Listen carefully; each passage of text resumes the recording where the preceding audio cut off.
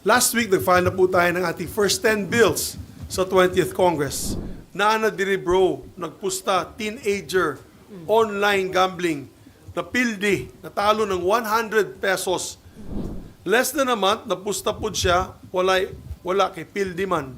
Naulaw siya sa iyang parents, naghikog, nag-suicide. Imagine 100 pesos, then less than a month, nagpusta ulit siya, natalo, yung bata, nag-suicide.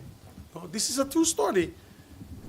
Ang problema, accessibility. Ayan, sa online. Kayo, baka may mga teenagers kayo na anak na hindi nyo alam, naglalaro na pala, hindi nyo alam, di ba? Kasi halos lahat ng bata na yun, may GCash eh.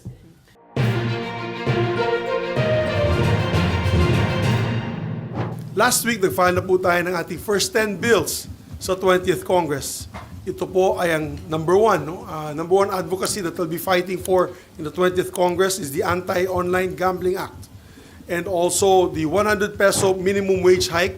Itutuloy po natin ito. Yung Department of Disaster Resilience, yung National Land Use Act, National Water Resources Act, National Defense Act, yung Revised Philippine Coast Guard Law, Barangay Health Workers Act, Magna Carta for Barangays at ang Secrecy of Bank Deposits Law. Unang-una po sa aking listahan ang Anti-Online Gambling Act kung saan maglalagay po tayo ng blanket ban sa lahat ng uri ng online gambling. Hindi na po ito basta regulation, total ban na po ito. Para tuluyan na natin matigil ang online gambling na umuubos ng pera ng ating mga kababayan mula sa iba't ibang sektor. And similar to how we banned isabong, similar how we banned pogo, ito ay magandang hakbang para matanggal na po itong addiction sa ating mga kababayan. From our elderly to our children, it is so easy to fall victim to the silent epidemic of online gambling. Anyone can easily fake their identities and their ages online. Kahit mga minor de edad, kayang gamitin ang mga online banking accounts at e-wallets ng kanilang mga magulang para makataya sa mga online gambling sites na ito. At dahil madaling gamitin at nakaka-addict laruin, talagang nalululong po ang ating mga kababayan dito sa online gambling na to, lalong-lalo na ang mga kabataan. At sino naman hindi ma-addict? All over the internet and along our busiest highways, our biggest celebrities are promoting online gambling with colorful, shiny advertisements that deceive our people into thinking that these games are nothing but harmless fun. Na masayang ilaro itong mga games na ito. Pero hindi lang oras ang nauubos dito, kundi life savings ng ating mga kababayan. Kaya dapat na po natin ipagbawal ito kahit ang mga authorized online games ng PAGCOR. The taxes earned are not worth the social cost. Nasisira na po ang buhay ng ating mga kababayan. Nag-aaway-away na po ang ating mga pamilya. Tumataas ang kaso ng krimen. Nababaon na sa gabundok na utang ang manggagawang Pilipino, which then severely affects their mental health. Marami na rin pong kaso ng suicides related to gambling debts. And allow me to read the message from our mayor from Kibawe, Bukidnon. He said here, because nakita po niya yung post ko, babasahin ko munang Bisaya, Naana diri bro, nagpusta, teenager, online gambling, napildi, natalo ng 100 pesos, gisave sa iyang parents. So, tinago po, no, savings po ng kanyang mga tatay at nanay. Siguro less fortunate po ito under living, just below the poverty line. Less than a month, 100 pesos. 100 pesos lamang. Less than a month, ito po yung message sa akin. Not 100,000, 100 No, pesos. 100 pesos. Less than a month, napusta po siya, wala kay pildi man. Naulaw siya sa iyang parents, naghikog, nag-suicide. Imagine 100 pesos, then less than a month, nagpusta ulit siya, natalo, yung bata, nag-suicide. No, this is a true story. And then I said, normal kayo mga bata na 16 years old, varsity. This is the kid that killed himself. I'm not, of course, allowed to mention his name for their privacy. But normal kayo nga bata, 16 years old, varsity player, 1 week before nag-start game, July 12, nagpakamatay, nagpahikog, o kanang naghikog, yung bigti. Kay ulaw kaayo sa iya mga parents, ulaw, nahiya po siya sa kanya mga magulang. Kaya, these are true stories. We're not making this up. So sir, considering na rampant na yung online gaming, hindi na pwedeng i-regulate lang, talagang total ban ang isusulong niya. Well, ang problema kasi dito sa addiction na ito, apektadong lahat eh. Alam mo, unlike other addictions, for example, alcoholism, yung tao lamang pong iinom at siya lang ang mapapahamak, at kung nagkasakit at cirrhosis, siyang namamatay. Dito sa online gambling, let's face it, pondo ng pamilyang ginagamit ng mga pumupusta. Naalala ko po yung post ni Kyle Jennerman, yung si Kulas, Becoming Filipino. Nagkita po kami, nung isang araw lamang, nag-lunch po kami, at kinikwento nga niya sa akin kung gaano kalungkot siya, na nakikita po niya yung jeepney driver, habang kumukuha ng bayad, ay naglalaro po ng scatter. Ditong, ano ba yan, yung parang slot machine. At nakikita niya, pindot ng driver, natatalo. Kasi pag nagpipindot ka, hindi ka na nanalo, pindot ulit siya at 10 peso increments. So sabi niya sa akin, that whole 30-minute stretch, mga 500 pesos ang natalo ng driver na habang naglalaro nitong scatter na ito. So imagine, 500 pesos you lose that, yan ang income mo sa isang buong araw na pagbiyahe na dapat sana binigay mo na sa mga anak nyo yan, sa asawa mo, para mabayaran ang pangangailangan sa bahay. At kaya ako, I'm going to make this an advocacy of mine. It's not enough to do regulation kasi nakita mo naman na yun eh. Lalabas yung that's why na-late ako ng konti dahil gusto ko makita mismo, ako mismo sarili kong makita, saksihan itong online gaming na ito. It is so easy to enter the online gaming sites. And pag may verified GCash account ka, agad-agad automatic makapasok ka na makakataya ka na. Regardless Tapos kung anong edad mo. nakalagay lang doon, you must be 18 years old, you must know the ills of gambling. May konting pabala lang. Tapos press I agree. Pag pinindot mo na yung I agree na yan, pasok ka na kaagad. Laro ka na. Na walang verification kung 18-year-old nga ba yun, sir? Oo, actually 21 dapat, but walang verification. Well, kasi yung ginamit natin GCash ay adult naman, no? Kasi yung GCash meron naman silang, in fairness sa GCash meron naman silang verification method. But what people are doing to circumvent this is basically sometimes hinihiram nila ang may 21 na edad, di ba? Babayaran nila, they use the money, or sometimes they put up fake GCash accounts. And we've seen it happen because ang dami-dami pong scams, no? Since Senator Grace po passed the SIM registration, ang dami pa rin online scams. So, nakakalusot pa rin sila. So, it is still easy for them to be able to get a GCash account, a Paymaya account, or all kinds of e-wallets to play these games.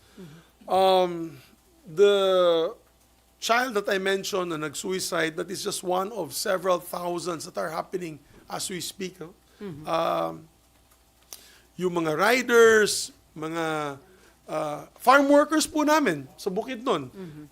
Tinanong ko, out of 45 of our farm workers sa Bukidnon, almost half of them may accounts dito sa... Naglalaro sila, almost half. So, tinatanong ko sa kanila. Sabi ko, anong ginagawa? Ba't kayo naglalaro? Panglibang lang po, pang relax lang. Pero tinatanong ko, they lose an average of 500 to 1,000 pesos. Minimum, agricultural minimum wage earners ito. Di ba? Na-addict na. Na-addict na. Magkano lang naman yung kanilang disposable income? Kaya, ang balita sa akin, guys, no, this is a serious issue. I spoke to manufacturers. I spoke to mall operators doon sa probinsya, hindi to yung mga SM. I don't know. I don't know the facts. Maybe we'll call them when we get to the hearings. We'll call SM, Ayala Malls. Bumagsak ang sales. Ha? Nakausap ko dito, mga Ororama, doon sa probinsya namin, yung mga local mall operators. Bumagsak ang sales. Nagtataka sila, ba't matamlay ang sales na yun? In other words, these last few months, matamlay ang sales. They also told me their suspicion is online gaming. Kasi, nauubos na yung pera mo para madala mo yung anak mo sa Jollibee. Di ba? Imbis na madadala mo sila sa Jollibee, manunod kayo ng isang pelikula sa sinihan, hindi na nila madadala dahil nauubos na eh. Sa sugal. Wala, sa sugal. Sa online gaming, nauubos na. And even we asked around when I had a meeting with the NGCP recently, even power consumption is down. Ibig sabihin, wala na masyadong siguro dahil nauubos sa sugal, baka hindi na gumagamit ng air condition, electric fan na lang.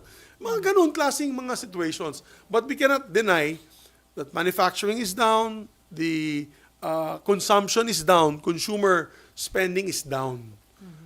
Would it be because of this? If you ask me, my opinion, yes.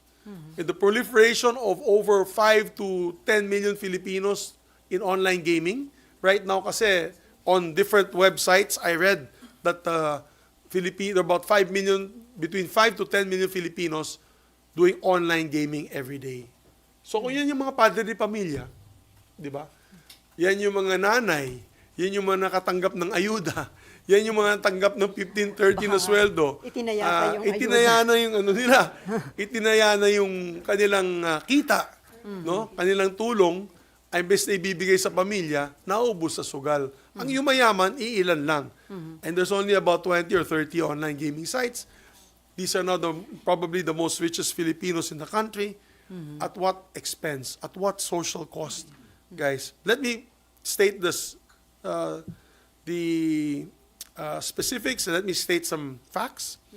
We are now the #1 gambling capital of Asia. Alam naman ninyo yan, you can go online.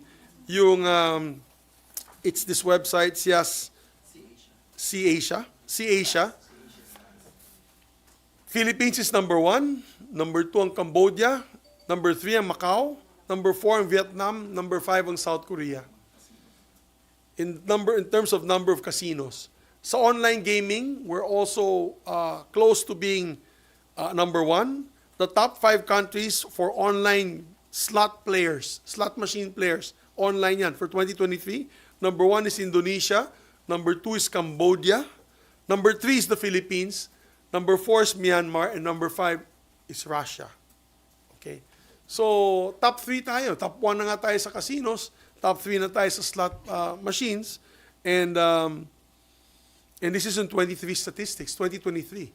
Paano kayo na yun? Parang mas accessible na po siya. So, anong pong plano natin? We'll make our prohibited acts under our bill, Senate Bill number 142. That's Senate Bill number 142.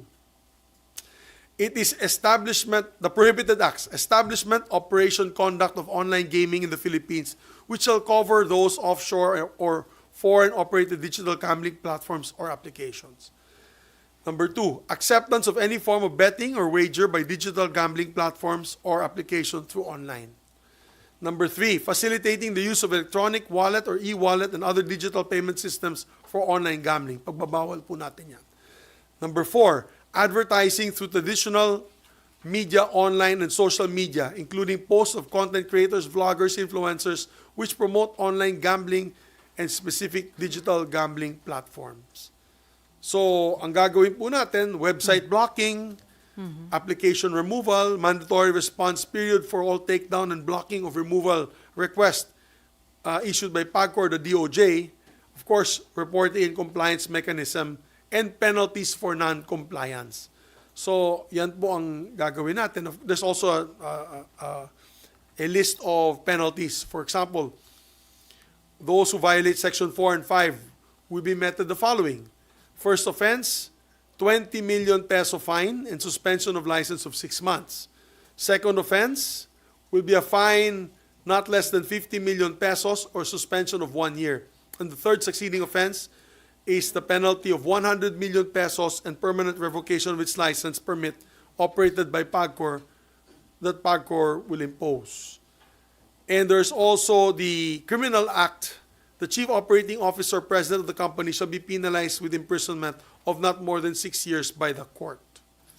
So, also that the license and permit to be revoked under this provision for those registered gambling, these are for registered gambling operators with physical operations such as casinos, which are also into online gambling, and digital payment systems like GCash, Paymaya, and credit card companies. So, yun lamang po. Of course, I'm willing to answer other questions about my other bills. But ito pang ipaglalaban po natin. I've gotten so much support from different LGUs. Ang dami pong LGUs sumusuporta nito. Ang dami pong grupo ang nagpapadala po ng pasalamat sa akin online sa Facebook ko. And we have all sorts of NGOs that are really pushing for this. Sana wag na natin pag-usapan ng regulation kasi regulation nalulusutan So, sir, nalulusutan. Kaya sana tulong-tulong po tayong pagbawal itong online gaming para sa ating bansa. sir, appeal ba kayo na maisama ito sa priority kapag nag-LEDAC meeting? Yes, if I had an opportunity na makausap po ang ating Pangulo o mga leaders natin, sana po may sama nila ito, pag-usapan nila ito sa LEDAC. Because the social cost is not worth it. It's not worth it. Nakita naman po natin nangyari sa isabong. Yung mga naglaro po ng isabong, biglang nabigyan ng napakalaking kapangyarihan that they already decided to take lives even into their own hands. So we want to remove this type of sickness in our society.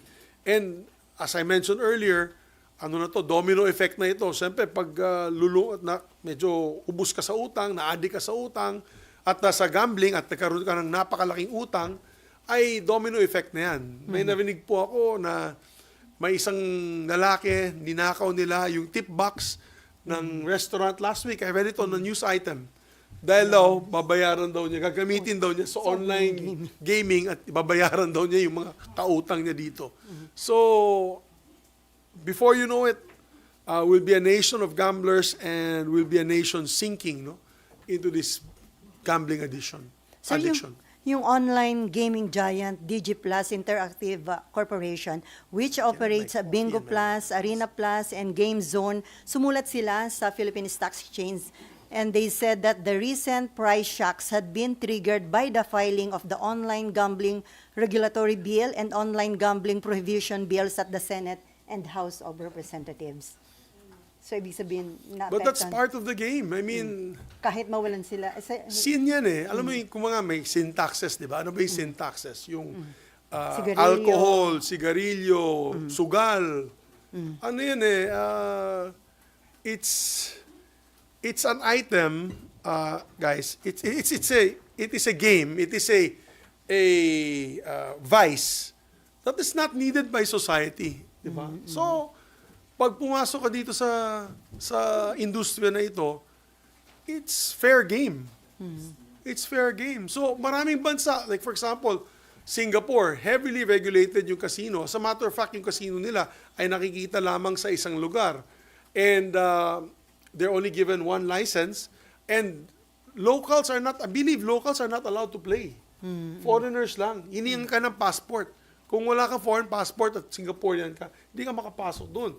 And many other countries have banned online gaming, have banned casinos. As a matter of fact, sa United States, although they have Las Vegas, but you cannot just find an ordinary casino anywhere in the United States. For example, you're in Michigan or Connecticut or you're in California, kailangan mo pumunta sa Indian reservation. Yung casino sa California is in Indian reservation. Babiyahe ka pa ng malayo para pumunta doon. And it's not accessible everywhere. Here in the Philippines, you don't need to go to a casino. ito lang, kailangan mo, parang nagkakasino ka na. And minimum bet, by the way, is 1 peso, ha? Sa casino, walang tumatanggap na 1 peso. Kaya tahimik lang ako pagdating sa casino. Kasi sa casino, kailangan may disposable cash ka, dala mo eh. So, halos middle income to mayayaman ang naglalaro doon. Di ba? Sir, kapag nag-implement ng total ban sa online gaming, sa pag-aaral nyo, magkano yung magiging foregone revenue? Yan ang hindi ko pa alam. We'll find out. Do you have the list? At kung meron man, hindi yun enough? I'll find out from my staff. I had it researched. So 47 billion. A year. A year mawawala. So, maliit But we na can, yung kumpara dun 47 billion is small. Buti sana we're earning 500 billion, but at the expense of our people. Remember that collection is taxes collected for the people who bet. Obviously, the more taxes earned, the more taxes collected. That means more people are playing and bigger amounts. So, Ay kung hindi na nila gagamitin sa pagsusugal, ipamimili na nila, sir, ng pagkain. Na consumption may will boost increase. din. Tama. Mabuboost din kasi yung consumption. Di ba? May disposable income sila. Turuan naman natin yung kababayan natin na magkaroon ng savings. Di ba? Turuan naman natin ang mga kababayan na magkaroon ng savings para sa kanilang pang-araw-araw na panggastusan. For example, pati mga patrikula daw ng mga anak. Di ba? Nagagamit na dito sa online gaming na ito. Kaya sorry na lang anak, di ka na makakapag-aral dahil naubos yung savings natin dahil sa online gambling. So these are the ill effects of online gaming. The 47 billion is not enough to justify that. As a matter of fact, napakaliit yan. Proper tax collection lang ng BIR, proper tax collection lang ng Bureau of Customs, ay makukuha mo na yan eh. Di ba? Yung mga tigil na yung mga under the table na mga racket nila doon, eh talagang mako-cover nila yan. And you can go other taxes. We can do like for example, yung disposable plastics tax. We can even do a tax on yung tinatawag nila na yung sa chichirya. We can do also that. Yung junk food tax. You can do that, no? Small amounts to be able to recover that. Kasi ayaw naman natin din yung mga bata natin, mga anak natin, kaya ng junk food, di ba? Sa America, ganun, they have a junk food tax. So, okay, this 47 billion can be recovered in many ways. Just efficient tax collection alone, makukuha na may income na natin yan. Kakaroon ng income na yan. Sir, kung hindi magkakaroon na batas tungkol dyan sa pag-total ban sa online gaming, ano yung scenario nakikita mo in the future mangyayari sa bansa natin? Wow. Well, right now, we're the #1 gambling capital of Asia. And you can see na matamlay ang ating bansa. They say our economy is growing, but I really actually don't see it. I'm with due respect, no? Consumption is down. Yung mga malls, pag maglakad kayo sa malls, konti lang yung tao gumagastos na yun. So, lalo na pag na-addict na po ang ating mga kababayan dito sa online gaming, we will no longer have high consumption of our economy. And right now, that is what's running our economy. Our economy is being run on consumption spending. On spending. Yun yung OFWs. Isa pa yan. Eto, maganda. Yung mga OFWs, ang dami po nag-message sa akin kagabi, sa aking Facebook. Sang-ayon kami dyan, Senator Zubiri, salamat at sana ipaglaban nyo ito. Dahil yung pinapadala naming pondo sa aming mga pamilya, ginagamit lang sa online gaming. Can you imagine? Trabaho ng trabaho yung nanay, trabaho ng trabaho yung tatay sa Saudi Arabia, sa Kuwait, sa Europe, nagsasakripisyo para sa kanilang pamilya. Pagdala ng pondo, ilalagay sa GCash, gagamitin sa scatter at kung ano-ano pang mga online casinos, online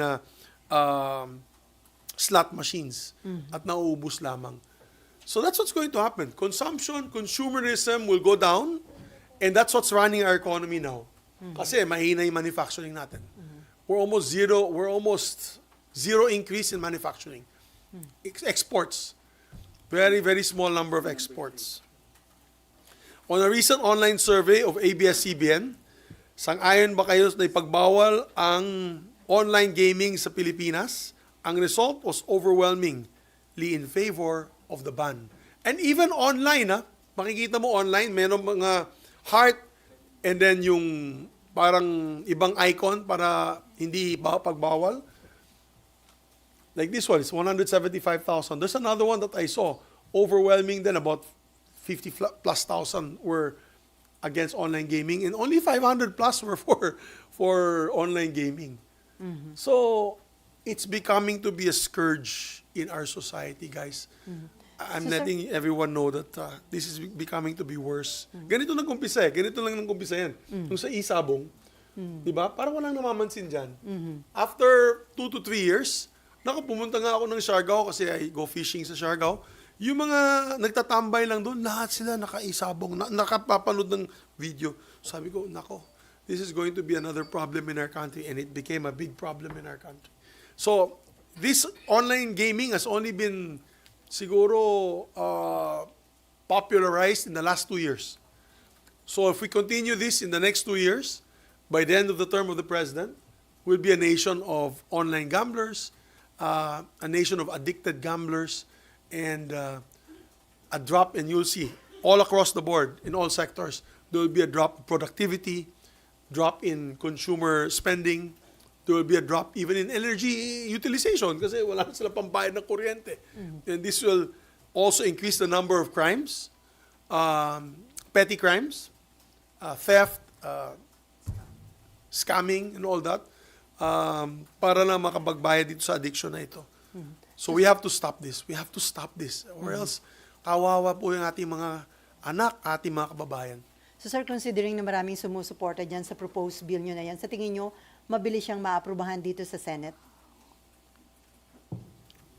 Alam mo, problema natin, malalakas na individual ang kalaban natin dito. Mayayaman po ito. Nakikinabang dito sa online gaming, sir? Mayayaman po ang mga kalaban natin dito. We all know that the owners of online gaming sites are very wealthy and powerful individuals. It's going to be a tough fight. Marami akong kausap na mga senador, halos kalahati naman ay Supportive. pabor dito sa ipagbawal ang online gaming or high regulation.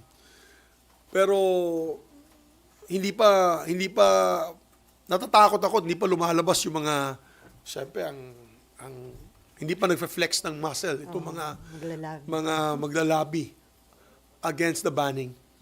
And that's the fight that I need the people themselves. Kailangan talaga natin dito yung taong bayan. Yung sila na mismo, sukang-suka na sila, na sila na mismo ang sasalita. Kasi sasabihin ko na yun sa ating mga kababayan, mga makapangyarihan ng kalaban natin dito. And I need your support. We all need your support. Those who are trying to ban this need your support. Para may tuloy natin ang laban na ito. Ako till the end. I will vote for it till the very end. Bahala na nung magalit sila sa akin. Marami talaga mga bilyonaryo matatamaan dito. And I think we all know how they play the game.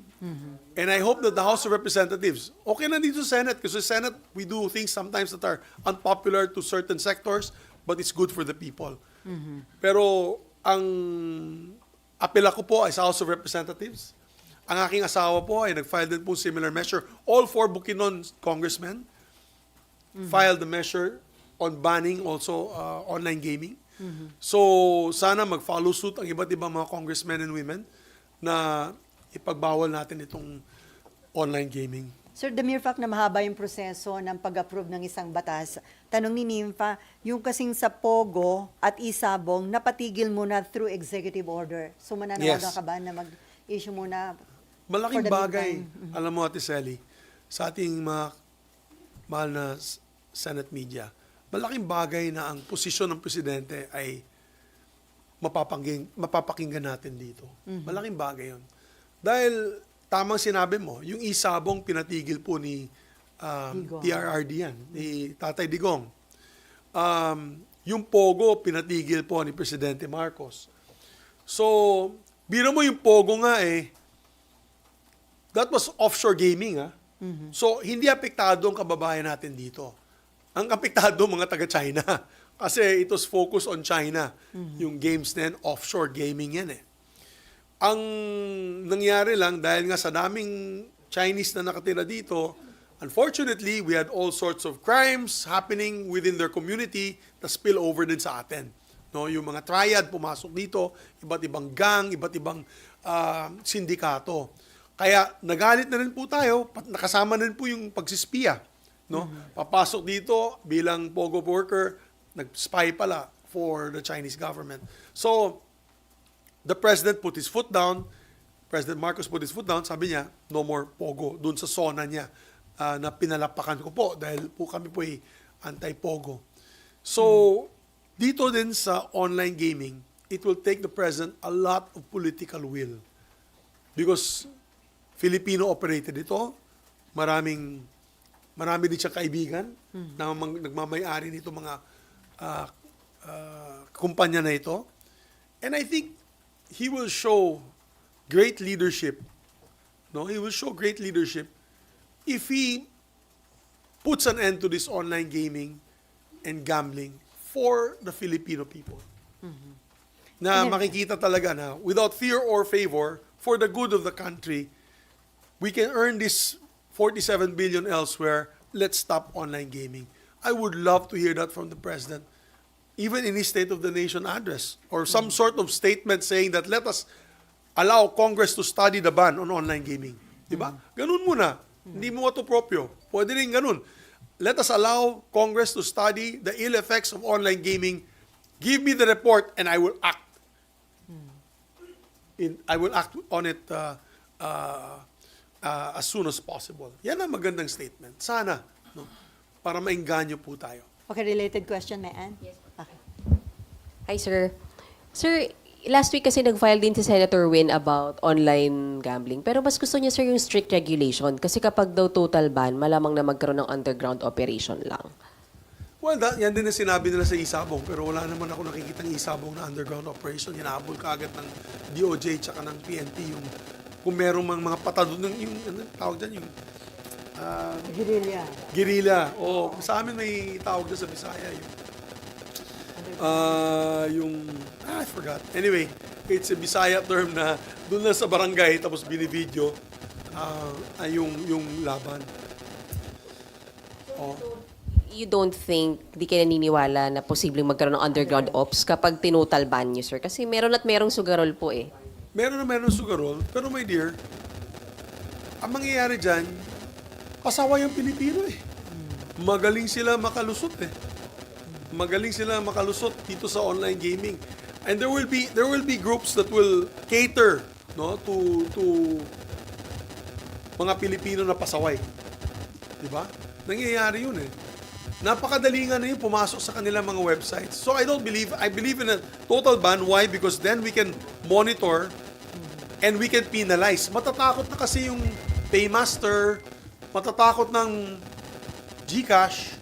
They'll be afraid to use their e-platforms. Without the e-platforms being utilized, then that's a different story. Pero habang nandyan yung e-platforms, pati yung credit cards, wala. Hindi mo mawala yung addiction. Oh. Okay, same question. Ay, okay ka na, may Ann? Mav. Sir, clarification lang po. Yung 47B, that's only first quarter 2025? First 3 months of the year lang. Yung foregone revenue. Ay, yung revenue. Opo, yung revenue. So, kung parang if we will go with this number, sir, parang 104. bigger industry pa pala to kaysa sa POGO. Yes. And the bad part about it, it's utilizing Filipinos, Not foreigner. not foreigners. The bad part about this online gaming, let's say, for example, they earn 160 billion a year, but they're earning it from the people who are gambling on the field. Yung masa. Masa yan. Yung Social ills nga ang mangyayari dyan. This is something alarming na, sir, itong ganong nangyayari. quite alarming. Ako na nagulat. You're right. You pointed out that it's only one quarter. That even alarms you even more. Kasi that's revenue coming from the taxes collected on the betting. Ibig sabihin niya, napakarami. na ng lulong. Pilipino. Baka hindi na ako maniwala na 5 to 10 million na. Baka 20 million lang. Maganda dyan, sa mga hearings na igagawa po natin para dito sa online gaming na ito, we're going to ask all the e-wallets and credit card companies to tell us more or less the number of participants or the number of users that use their e-wallets to pay for this online gaming. Kasi we'll know the figure, 90 million pala. I'm sorry, Sally, Ate Sel. What I found out is GCash has 90 million users. And I think Paymaya has about half of their users. So, I'd like to find out, it'll be interesting to find out, ilan dun sa 90 million ang naka-log on dito sa online gaming. With secrecy, of course, and privacy being the utmost priority. Numero lang, malalaman natin yan. Sir, related question. Raymond and then Marlon. Related po sa gusto niyo magsalita si President, would you want na mabanggit niyo ito in the forthcoming SONA? Sana. Actually, magsusona tayo this July. Sana po. Sana po banggitin po ng ating Pangulo itong issue ng online gaming, online gambling. Maganda pong sabihin niya na kung hindi po niya munang ilalabas ang outright ban katulad na ginawa niya po sa Pogo, pwede po niyang banggitin na I would like to instruct the different agencies of government to make a study on the social ills and the effects of social effects of online gambling, and at the same time we will await the report of Congress and the Senate on the investigations in aid of legislation against online gambling or regulating online gambling. That would be a start. Magandang mapakinggan natin yan kay Pangulo, itong SONA. Dahil grabe na, no? Grabe na. Itong pangyayari nga dito sa binanggit ng mayor namin sa Kibaoy, Bukidnon, isa lamang po to sa napakarami. I got LGUs from Bataan yesterday. They sent me messages through Facebook. LGUs sa Visayas, yung mga Samar, Eastern Samar, they sent me also, may vlogger doon, nagpadala din sa akin ng private message. Ganon din po ang story nila, ang kwento nila. Ay, ang dami po nilang kilala, nagbigti, dami namin kilala, nagnakaw, nasa presinto na yon dahil ninakaw yung pera ng kapitbahay, dahil nga para mabayaran niya yung GCash ng kanyang magulang, dahil ginamit nga dito sa online gambling na ito. So it's getting out of hand. It's getting out of hand. So I appeal to the President. Mr. President, let's do something about this. We can't just take this sitting down. That income is not enough justification for the social ills that it will cause our country. And before you leave in 2028, at hindi po natin aksyonan ito, our country might be in a worse off position than what you entered it in 2022. Okay, Marlon and then Camille. Sir, will you also make the same appeal to celebrity endorsers? Kasi as you pointed out, marami naglalaro kasi maraming celebrity endorsers, influencers. Sana. Dito sa ating panukala, bawal na. Actually, sa panukala din ni Senator Win, under the regulations bill, tigil na din. Tigil na yung advertisements. It's gonna be treated like cigarettes and alcohol, basically tobacco, which is no more advertising in TV and in online platforms. But in my case, of course, once we prohibit it, talagang mawawala na yan. So, maapela din kami sa mga sikat na mga celebrities. Let's not use your position to encourage more online gaming. Nakikita nyo naman yung nangyayari na yun. Baka pwede na kayo mag-pull out mismo. Alam ko malaking bayad sa inyo. But pag-isipan nyo naman na nangyayari na yun sa ating mga kabataan, sa ating mga kababayan. No? So, maybe it can be voluntary at this point in time. No? Maybe it can be voluntary. Maybe the advertising companies can put down the big, huge posters and billboards in EDSA and all over. Lalaki ng mga billboards, lalaki ng mga posters sa EDSA, nakakalagay doon. Mga iba't ibang online gaming facilities. Sana take down na natin yan. Let's take it out. Let's start correcting these social ills. We have to start fighting this. So may info ka ba kung may mga public officials, lawmakers na involved na rin sa online gaming? Marami. Kaya nga sabi ko, makapangyarihan. Kaya, Meron akong alam na, of course, hindi ko na. Meron akong alam na mga lawmakers and of course, officials and very influential people that are in this business. So, again, it will be tough. I mean, I'm not against, for example, yung casinos per se. It's there, legal na yan eh. Legal na yan, nandyan na yan. For example, yung mga bingo sa mall. Mga Okay na rin senior yun kasi citizen.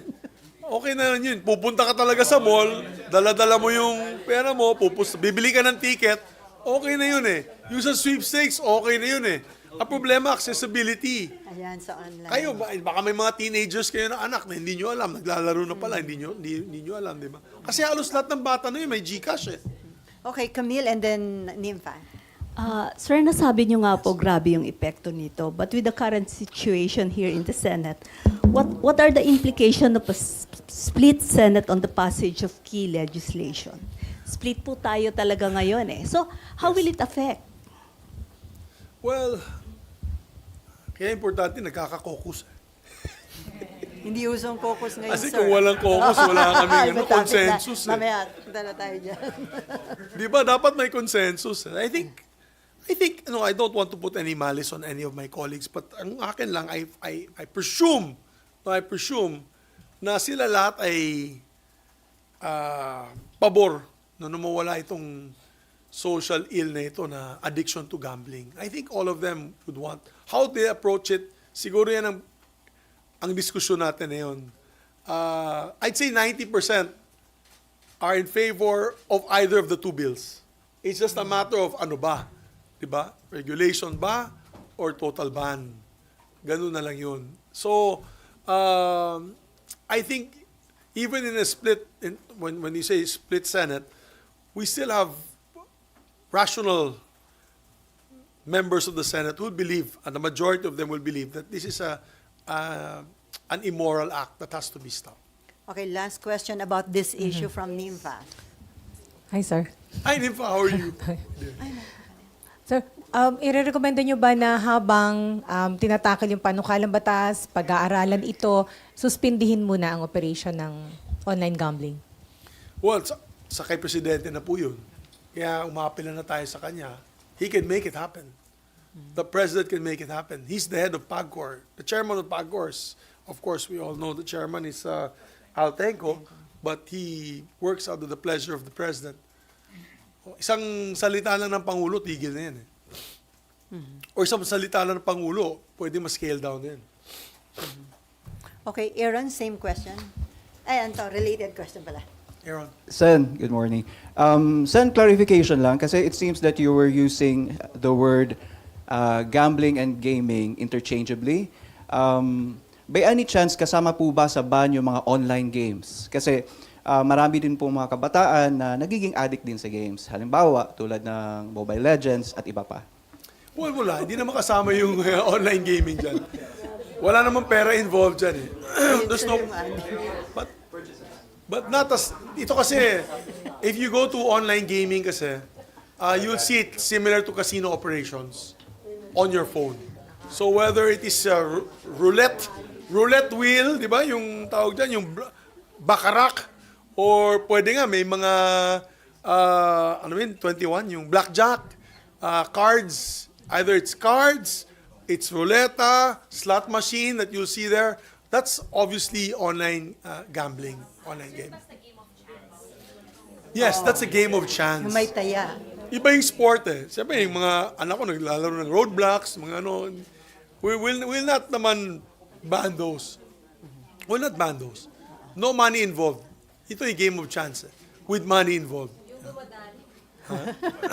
Yung dumadal. Anyway, let's go to other matter, hot issue.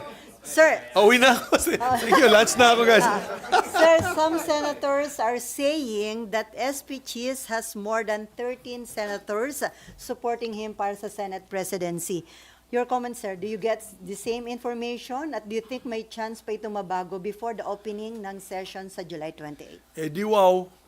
Congratulations. Pagka ganun.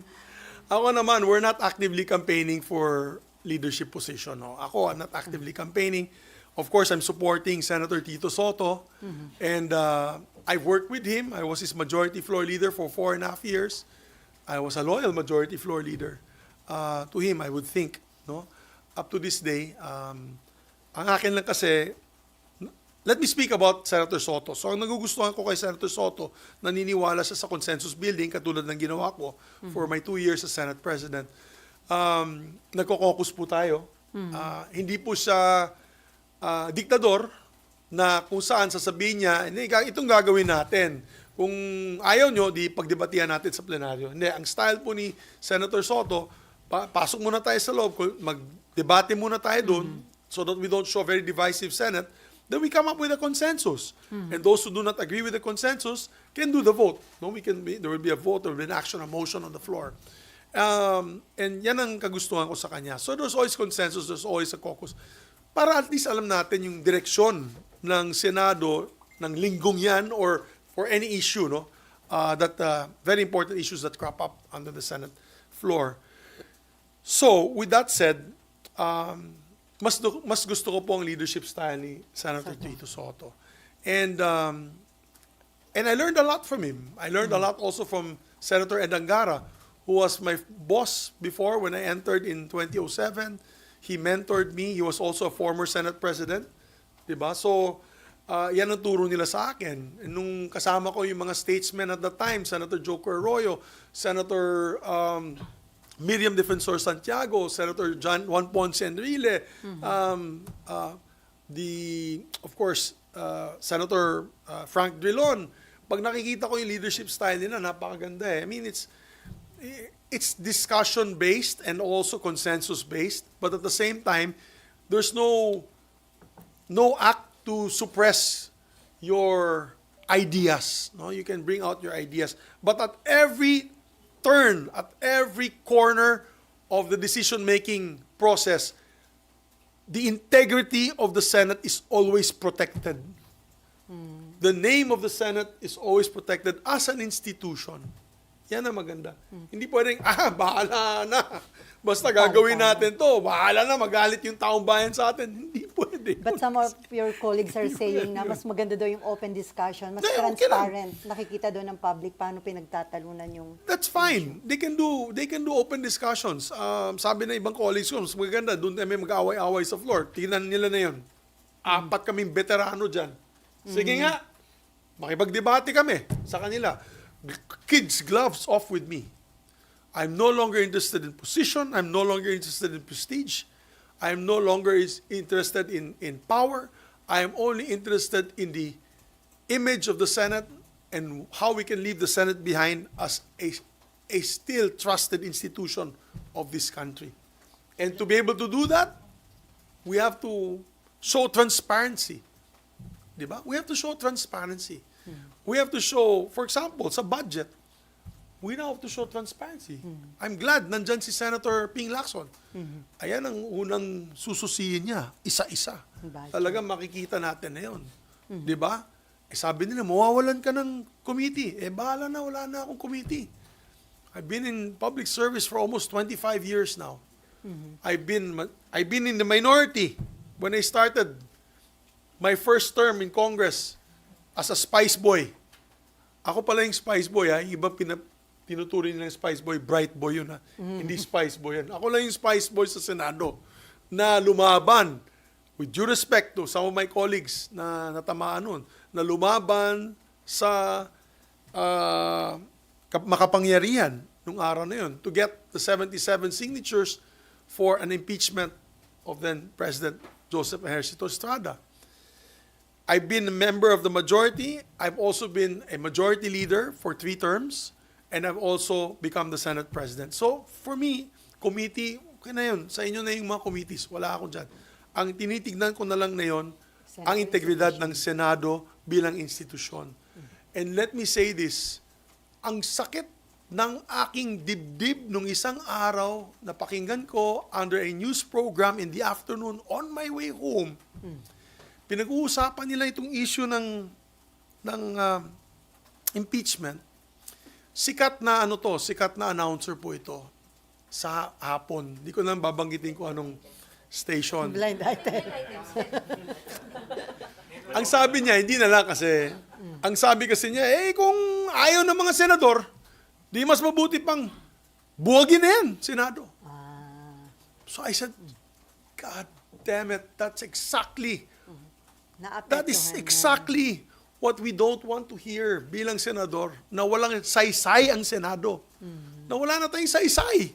Bakit pa? Mas magulo pa nga kayo daw. Sabi, sa simbahan kapon, ano bang nangyari sa inyo? Mas magulo pa kayo sa house. Yan ang dating natin dito na yun. So, I've never heard that in my almost 25 years in public service. You know, for every legislator, ang pangarap nila maging senador. Parang judge yan eh. Parang judge, gusto mo maging Supreme Court. Associate Justice. Abogado ka, gusto mo maging Associate Justice of the Supreme Court. Yan ang gusto nila. Dahil nakikita nila yung integridad ng Supreme Court. This is the policy-making body, this is the conscience of the nation, di ba? So, the Senate has always been, as I've said, the last bastion of our country, last bastion of democracy for our country. So, parang pag wala na silang pag-asa sa executive, wala na rin silang pag-asa dito sa lower house, akyat tayo sa Senado kasi papakinggan tayo ng senador because we are a mandate of national scope, national in scope, di ba? It's not only local, but it's national in scope. Kaya pag sinasabi na lang buwagin na yung Senado, wala nang saysay yung Senado, napakasakit para sa akin because in my 2 years as Senate President, yan ang inalagaan ko. Kaya inaway ko nga yung People's Initiative. Katakot-takot ang black propaganda sa akin. Di na ako nakatulog. Pag check up ko, yung aking blood works, pula lahat. Pula lahat. Talagang magna cum laude ako pagdating sa mga resulta ng aking blood test. Dahil nga sa dinidibdib ko nga yung pangyayaring iyon. And of course, we all know, kung natuloy po yung People's Initiative na yan, that fake People's Initiative, then naging inutil ang Senado at baka wala ng Senado na yan. Who would have been a unicameral Congress or a parliamentary system ng namumuno, iilan lamang mga makapangyarihan.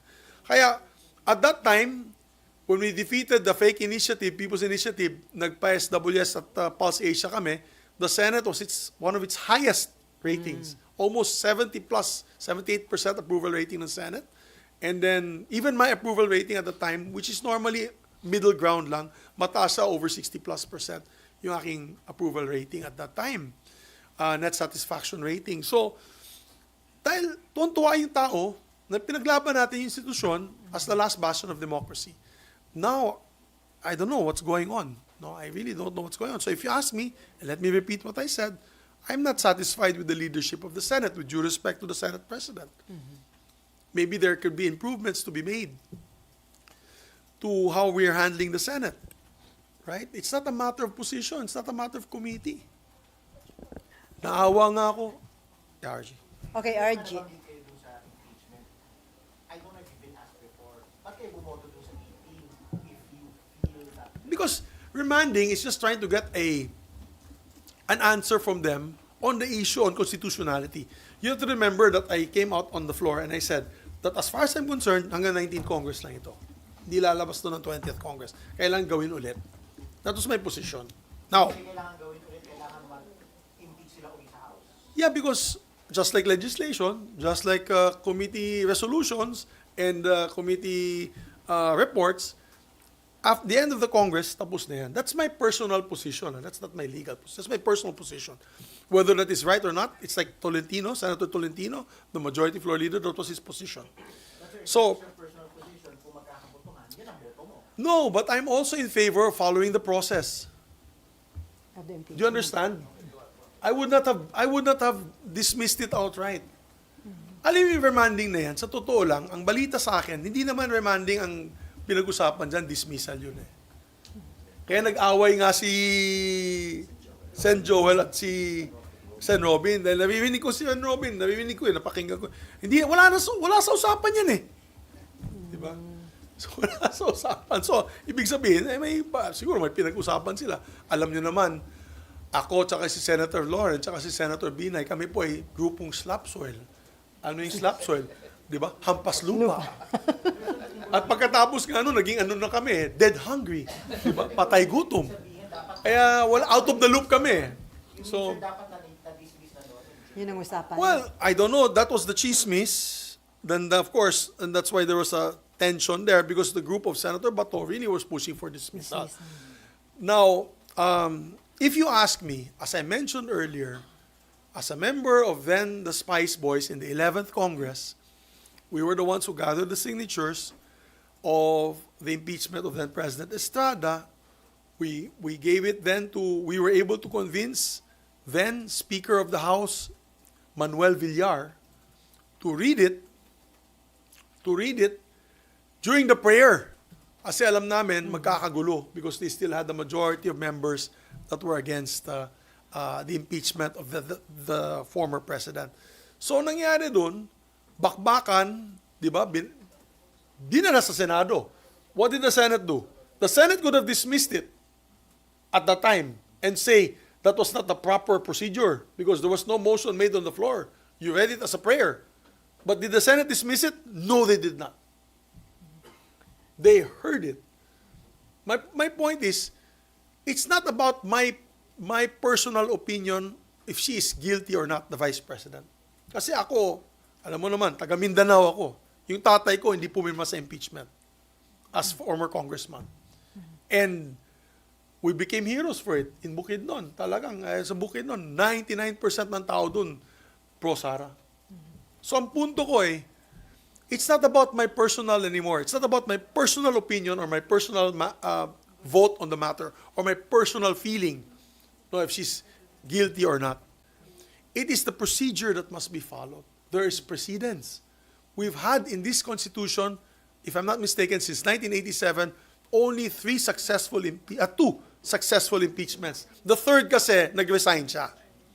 Nag-resign si Merceditas Gutierrez. On these two, it was acted upon by the Senate. So, I'm sorry, wala naman nakalagay sa Constitution, nakalagay doon forthwith, di ba? Hindi naman nakalagay doon forthwith unless dismissed by the Senate before actual trial. Wala doon sa Constitution. So I don't know. I'm not a lawyer, as you all know, but in my lengthy member as a legislator who has seen both of these impeachment exercises, I think we have to follow through. And then we do a vote. Huwag na kayo matakot. Kung pro-Sara kayo, di bumoto kayo against the impeachment. It's a political exercise. But the process has to proceed forward. That's to move forward.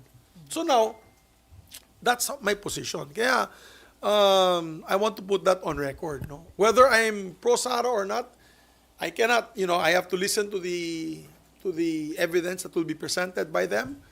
Of course, I have some biases. I think that it is a witch hunt because they want to remove her from public service para yung iba makaupo at yung iba ay mawawalan ng kandidato na kalaban pagdating sa halalan ng 2028. But I will set that aside. I'll set my bias aside because we have to follow the process. Yan ang proseso ng konstitusyon. It cannot be changed. If we violate that, then we violate our oath of office when we say that we will defend and protect the Constitution of the Republic of the Philippines. So, definitely, we have to do what is right here.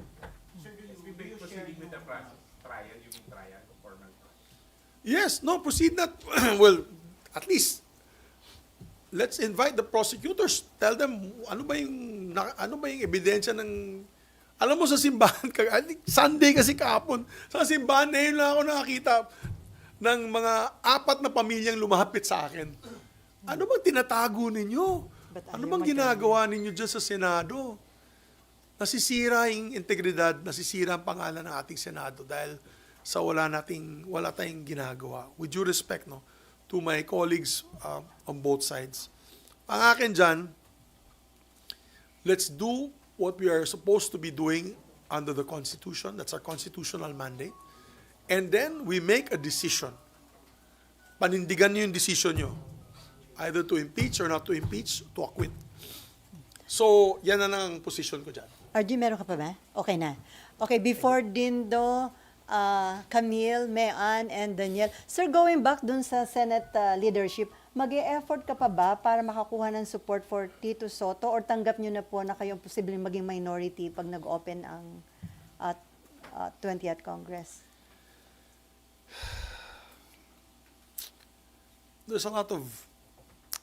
I have a lot of privileged information. Yung mga kumakausap na sa akin na ganito, hindi magandang pakinggan. Kaya hindi ko na lang babanggitin. What are the reasons why they don't want Tito Sen? Why they don't want Ping Lacson? Masyadong stricto, masyadong kaya mahirap nang magsalita kasi ayaw ko naman maipit yung mga nagkikwento sa akin nito. It's more of accommodation. I think many of them were given the best committees that this Senate can be offered. Obviously, our selling point with our group is to be able to repair the image of the Senate. And therefore, we want to make it more transparent, especially dealing with the budget.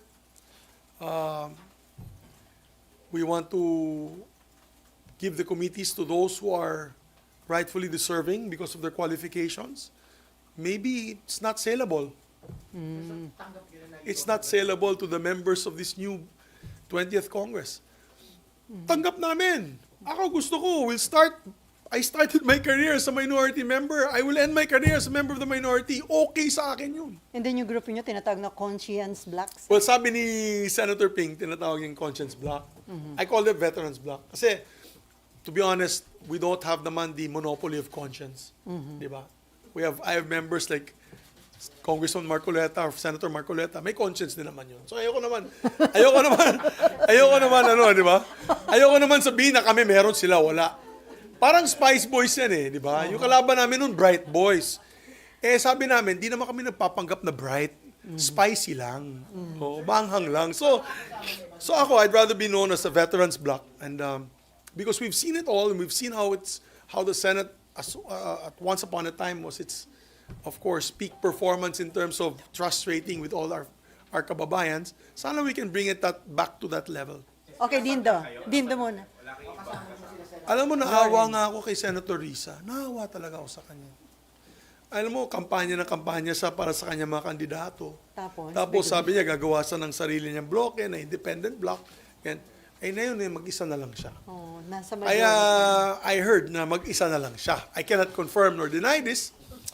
But, willing yung i-adapt, sir? of course, she's most welcome to join us. Although we have a divergent, I'd say, position on some issues. Kasi of course she's more on the left side. We're more on the conservative side. Many of you know I'm a conservative politician. So, but you know, when it comes to transparency, sama-sama kami, di ba? When it comes to abuse of authority, dapat sama-sama kami na tumayo. We welcome her to join us. We'll adopt her even if she doesn't want to be adopted. So 5 ang minority? Well, no, I don't want to answer for her. Ang sa 4 lang kami, handa na po kami sa pagiging minority. Okay, Dindo. Sir, nabanggit niyo yung leadership style. Kay SP Chisba, hindi ka satisfied, especially sa pag-handle ng impeachment case? Hindi ka ba siya believe sa style ng leadership Hindi niya? lang yan marami pang issues Ako, katulad niyan, yung sa budget, para kay pa ako nag-vice chair. Di ba? Tinanong nila ako kung gusto ako mag-vice chair nung sa budget noong 2025. So I said, okay, I'll volunteer kasi para naman, wala naman akong committee. Di ba? May committee ako, Economic Affairs. Wala naman akong ginagawa. Alam niyo naman, gusto ko magtrabaho.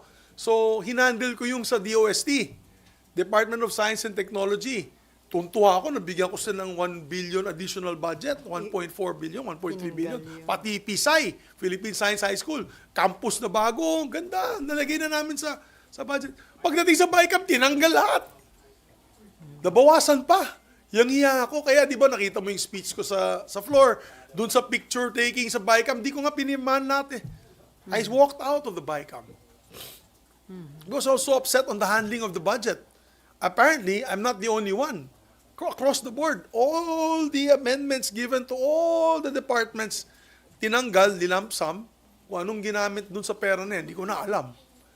Diba? So, now, we get a budget that education is only number 2 in priority, which is it's a constitutional violation, by the way, which is still being heard in the halls of the Supreme Court. So, if you ask me, that budget was the worst budget I've ever seen in my 25 years of public service. I mean, we all, as leaders, I had 2 budgets during my time.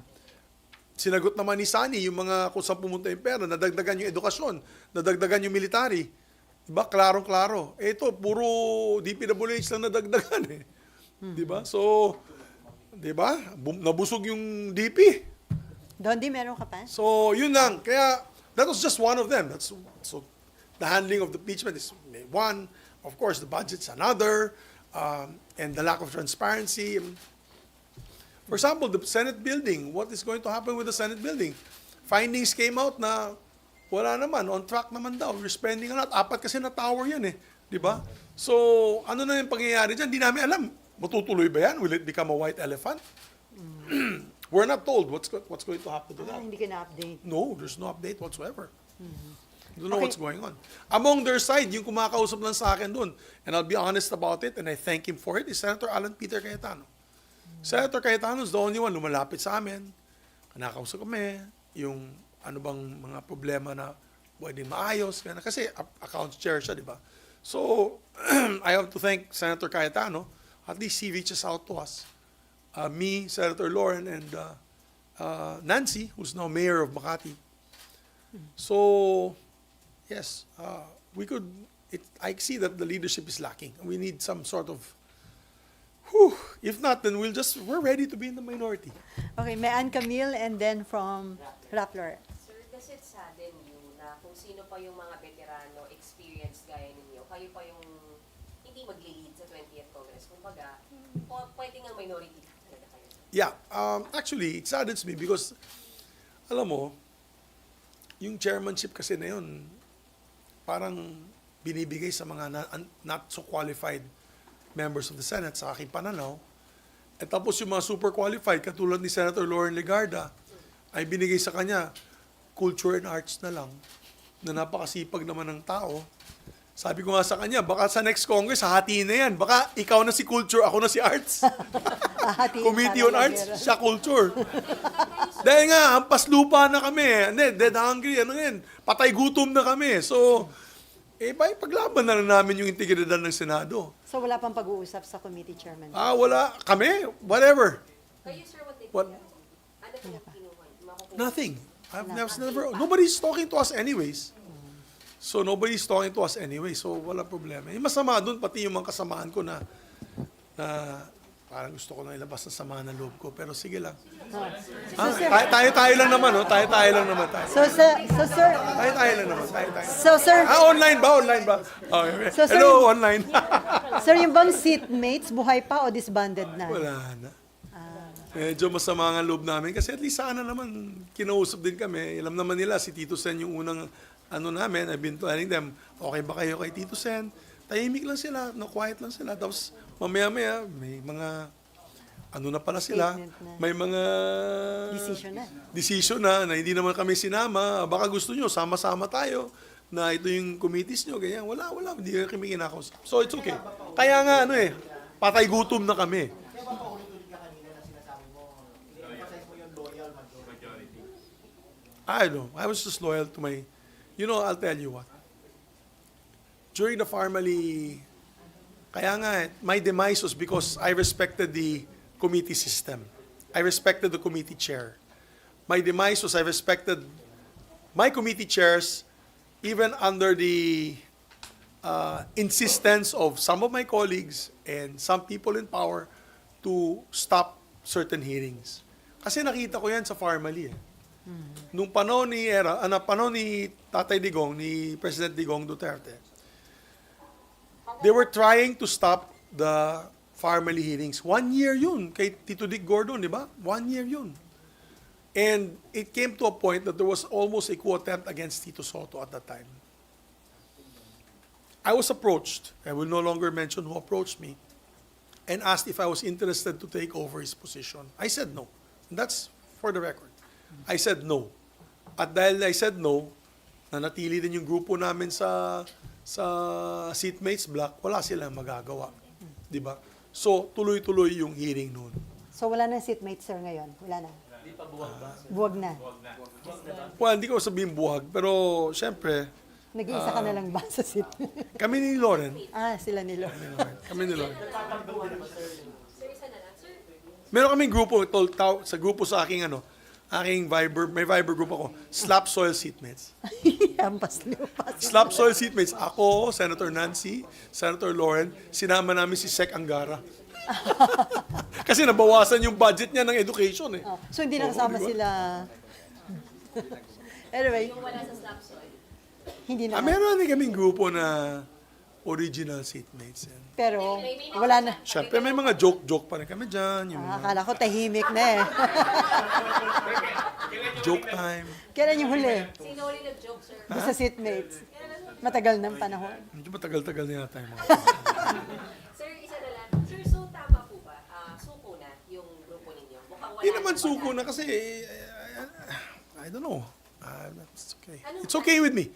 I treat them with respect. That's par for the course. We're in politics.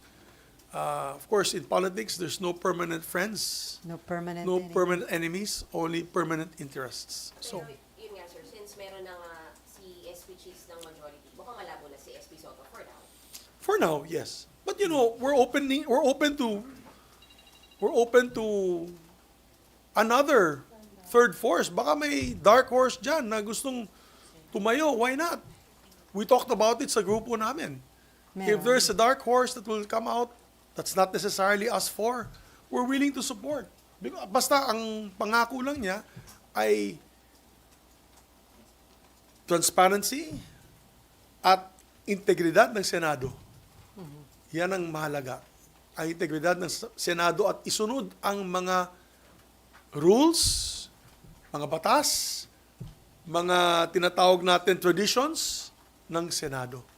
But as for SP Soto, medyo malabo na for the opening of 20th Congress. Well, as all the pronouncements of my friends from the other side is that they have the numbers, so be it. But anything can happen. anything can happen. Remember that mid-year, 2026, 2027, anything can yet happen. So, what is important is like-minded senators will get together and decide one day that if they're satisfied with the leadership or not. Our bloc is ready to support. Okay, Camille. Senator, yung impeachment po talaga is very divisive. Alam po natin yan sa buong bansa actually. Is support or opposition to BP Duterte's impeachment becoming a proxy battle in the race for Senate presidency? Ano po yun? Is Kasi yung race po, ito po bang impeachment kay BP Duterte? Oh, yeah, ito malaking po ba bagay ang yun. proxy battle para She's still sa... the number one. She's still the number one in all the surveys that I've seen in the last 3 weeks. She's still the number one leading candidate. The last one nakita ko, 35% siya. At nandun si Bongo at 14%. So kung tanggalin mo yung Bongo at tanggalin mo yung Bongo factor dun, that's about 49%. So, syempre hindi naman yung boboto kay Bongo, boboto kay Sara din yun. So kung tanggalin mo yung numero ni Bongo, siya pa rin ang majority candidate o magiging number one candidate. So, yeah, some people, that's what they look at. They're looking at it as a race to remove her from office. And once impeached, she will be banned from running for public office. So, of course, that's one way of looking at it. But then again, let's see. Mahirap magsalita. I'm a senator judge now. So, as a senator judge, I don't want to put out any cards at the moment. And we'll see what happens when we go along. Yung labanan po ba na to, Senator, is about yung mga gustong magtuloy ng impeachment at saka yung gusto na, yung ayaw magtuloy? Will it be Feeling ko, a big issue? feeling ko, pag umpisa natin itong July 28, the preceding day, or the next day rather, July 29, there probably will be debates on the impeachment process. I think fundamental question is, itutuloy ba? Bakit tatanong ng presiding officer or tatanong ng Senate President yan? I leave it to the body, tutuloy ba? So yan ang botohan, kung itutuloy ba o hindi. I think ganun ang mangyayari dyan. So, we'll see, no, kung sinong mananaig, sinong mananalo. Okay. Sir, do you think yung Senate presidency was decided along the lines of impeachment? My silence is deafening. I don't confirm nor deny. Last Pero two- syempre, ano yun, par for the course yun. Diba? Last two Alam mo, sa questions. politics lang Okay, Ate Sally, scratch my back, I scratch your back. Yeah. Ganun lang naman yan, di ba? So, ano yan? Teka, last two questions from Danielle and then from Rappler and then, kay Raymond pa. Okay. Okay. Senator, so far, base dun sa nakukuha namin, the Senate leadership is a done deal as of now, right? But the opening of the 20th Anything Congress... can still happen, guys. Yeah. Anything can still happen. Still 3 I mean, weeks there's away. 2 weeks to go. Maybe one of the blocks there will see us. So, we're not saying it's a done deal. Yeah. Although, signature-wise, I think it is. Marami nang pumirma doon. Sa Pero resolution. sa May resolution, I think may over 13 na sila. But anything can still happen between now till 2028. So, I mean, July 28. Oh, man. July 28. Center mo no. Inom muna ako ng kape. Kakape muna ako. Ay, Graduation. hindi pa gumagalaw yung ulo. Ha? Oo. Wala na ako. Retired na ako nun. Hindi, no? Okay, tapos ka na, Rappler. Meron pa. Sorry, sir, so So it's what... still possible. Yeah, Anything can it's still still happen. possible. Yes. So what do you think will turn the tide for Jesus Cordero or Soto? Ano ba yung possible pa na maganap in the lead up to the opening of the 20th Congress that could possibly change the decision for now? Well, I can't say. I can't say. I mean, they all have to examine their conscience on who they want to support. Diba? Ganun lang naman yan. It's an individual decision. Although it's by blocks.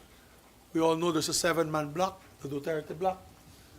The Duterte block can join us. There will already 12. All we need is 1. That's 13. Diba? They can join Cheese, then they have the number. So, there's also the other block. There's the Cayetano block. So, maraming bloke din eh. So, Nililigawan niyo yung Duterte Block. dalawa pero kasama din, may mga kasama din sila. Well, for example, there's also the Tulfo block, dalawa. Cayetano block, dalawa. Pero pumirma na daw. Hindi, yung Estrada block. Villar Block. Estrada Block. Well, I guess yung seatmates na naiwan doon, 3 sila. Di ba? So, I mean, for example, if the seatmates all of a sudden decide to come back to us, then that's 4 plus 3, 7. Plus, let's say we get the Cayetano block, that's 7, 8, 9. So we just have to get 3 more. I mean, Duterte things block. can still happen. Things can still happen. Nothing is, we're not surrendering at this point in time. Basta importante na dito sa grupo namin, gusto sana namin protektahan ang integridad ng Senado. Maawa na kayo, bugbog na bugbog ng Senado. Sa matang tao, bugbog na bugbog ng Senado. So, Sir, never say die kayo. never say die. Iron Eagle. Okay. Danielle, and then Raymond, and then Myla. Kanta yan eh. Sir, good afternoon. Sir, paano kung kayo yung lumaban do sa Senate presidency? May chance ba na makuha nyo yung Duterte block? And since sa Mindanao naman po kayo. I don't want to talk about numbers at this point in time, partner. Mahirap ng pag-usapan yan kasi magsalita ako, mahirap na. Sir, sa impeachment lang, sinabi nyo rin kanina na parang tutol kayo na tumawid. Dapat end na sa 19th Congress. So, ibig sabihin, pag nag-start yung 20th Congress at italakayin yung impeachment, hindi nyo na mabaharangin. Hindi na. Well, pag din-desisyon yung grupo na ituloy ang diskusyon, we have to continue with the process. We have to continue with the process. Okay. Si, Huwag tayo matakot bumoto. Di ba? Bumoto tayo. Many of them have made up their minds anyway. So let's proceed with the process. You want to shorten it? Okay. But then let's vote. Let's decide. Sir, si Sa Myla, body. yung kung nakita yung resolution, Okay. okay lang. Okay, Raymond. Doon lang sa parang yung considering yung emotion ninyo regarding the Senate leadership. Diba, in one or two words, how would you describe the current Senate leadership? Just like you were saying before your time na consensus leader kayo. What about today? Today, are you asking me if I'm still a consensus builder? Of course, I'm a... Or... How do you describe the current Senate leadership? Ayun nga, medyo may... Sa aking pananaw, kasi sa kanila, okay sila dun sa style na yun. Pero sa aking pananaw, ay kulang yung aming consultations. Nalala nyo yung sa People's Initiative. Eh kung hinayaan ko na lang magdiskusyon kami sa plenaryo, wala kami consensus. Hindi nyo nakita yung front page natin na litrato, hawak-hawak namin yung 24 signatures on the resolution expressly going against that fake People's Initiative, di ba? I had to get that through consensus, through consultation. So that's my style. And when we discussed many measures, when we discussed the Create More, when we discussed all the very important bills, pati Maharlika, we had to have consensus building and consultation. May debate pa rin sa floor. Hindi naman mawawala yung debate sa floor. Pero at least, ang kagandahan yan, alam nila yung issue. Di ba? Minsan, nasa floor na kami, nagtitingin na kami ni Nancy Binay, sasabihin niya, ano bang direksyon ng Senado dito? Hindi ko alam. Siyempre, mayroon tayong decision dito sa iba't ibang or opinions dito sa iba't ibang mga issues. Pero yan ang gusto sana namin maiba. And of course, we don't like yung divide and conquer, kakausapin isa-isa, tapos, pangakuan na mga kung ano-ano. Ayaw namin ng leader na ganyan. Wala akong binabanggit na gano'n. Sinabi ko, ayaw ko lang ng leader na ganyan. That's why I want to correct the misconception. When I said I do not like the dictatorial types, I wasn't referring to the current leadership of the Senate. I was just saying I don't like dictatorship-style leadership for the Senate, wherein isa lang tao ang magdidesisyon at bahala na kayo sa buhay ninyo. Kung gusto nyo, debatihan nyo ako sa plenaryo. Remember, as I mentioned, the Supreme Court, kanina, sabi ko, lahat ng abogado gusto maging member ng Supreme Court. Okay. Lahat ng member ng Supreme Court, ang leader niyan, you call primus inter pares. Correct, attorney? Primus inter pares only means that you are first among equals. Ibig sabihin, you are equal. The same as everybody. You're only tasked to be the presiding officer of this Senate. You should not have control of whatever funds and say who should be given to or who should be taken from. If that is the allowance of any senator, lahat ng senator dapat patas. Diba? Kung sa taon, huwag mong bigyan sa style ko, patas lahat. Ilan ba yung madadagdagan na staffing ng ating mga senador? If they need 5 for all, including the minority. Remember? We did that. Hindi yung dahil, slap soil yan. Wala yan. Kayo, 10. Kaya, yan ang ayaw natin dito mangyari sa leadership ng Senado. Di ba? Yan ang hindi nangyari noon at hindi dapat mangyari sa atin sa Senado ngayon. That's why, I miss the leadership, for example, Senate President Drilon, Senate President Soto, Senate President Juan Ponce Enrile, even Senate President Nene Pimentel, who I had the pleasure of being my minority floor leader when I was majority floor leader in 2007. They would probably now, they would be cringing on the fact of what's happening to the Senate. I'm sorry, with due respect, and some members will disagree with me, And they will probably hit me and say I'm speaking on my own. It's my opinion. They are entitled to their opinion. I'm entitled to my opinion. And that is my opinion. Yung nakikita nating taong bayan, kayo na lang. Kausapin niyo yung mga kapitbahay ninyo. Ano bang nakikita nila sa Senado na yun? And I'm sure you will have the same opinion. Okay, on that note. Thank you.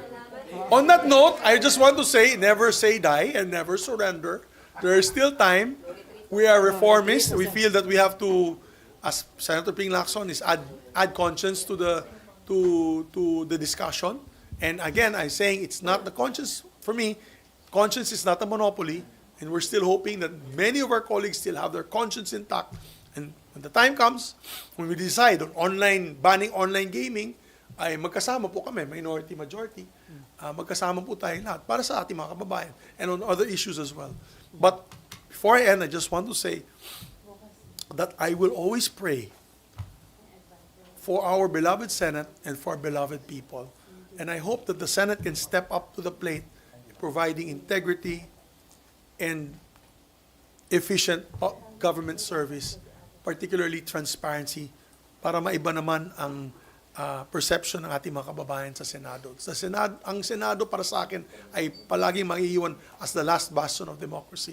And we should give that people hope na pag inaapi sila ng agency, ng LGU, ng National Government Agency, ang pwede nilang lapitan ang Senado dahil alam nila ang Senado makakatulong sa kanila. Maraming salamat po.